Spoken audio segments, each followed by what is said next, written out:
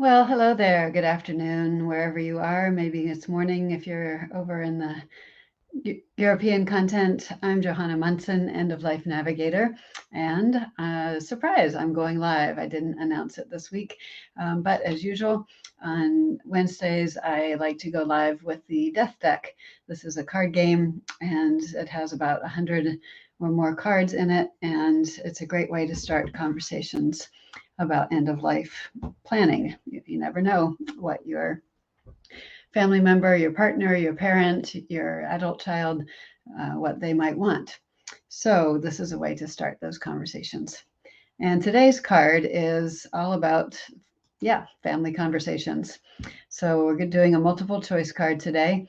And oh yeah, if you are watching, please say hi in the comments and click on StreamYard to let me know who you are or put your name in the comments. That would be great so I can greet you. And don't hesitate to ask questions during the live. So our question today, growing up, my family dealt with death. First option is A, by talking openly, sharing feelings, stories, and dark humor. Well, that is not exactly the way my family dealt with it. I grew up with parents who grew up in New England, so they were kind of that not Puritan, but definitely kind of closed, not showing emotions. That's what I'm trying to think of. They did not show emotions easily. Uh, and so we didn't talk about these things. We didn't share what our feelings would be, what we wanted. And it was only after my mom died at the age of 74, which was way too young. And my dad was also about the same age, 75. And a few years later, he started talking openly about what he wanted. So definitely not in the group A. So if you're watching and you are in group A, go ahead and share that. And congratulations. I am that way now with my kids. I've learned my lesson. All right, B. They dealt with death in a no-nonsense way. Stuff happens and you move on. I'd say that's more like what my family was like. I remember the first family death was when I was in high school. I was about 15, and my mom's father died. And she went up to Boston to go to the funeral and help her mom out.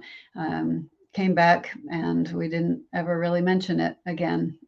Didn't share stories about him, do any of those things that might have helped her process what was going on.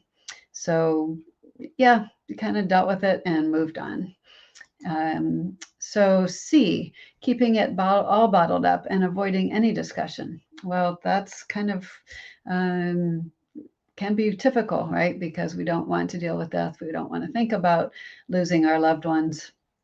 And it just can be really hard to deal with, and handling emotions at such a fraught time. I know it definitely helps to talk about it, but sometimes families can't do that. So I'd love to know what you think. Choose A, B, or C. And thank you so much for watching. If you're watching on replay, go ahead and put your answer in the column. The Death Deck is available at deathdeck.com. And remember, planning brings peace, and that is my wish for you. See you next week.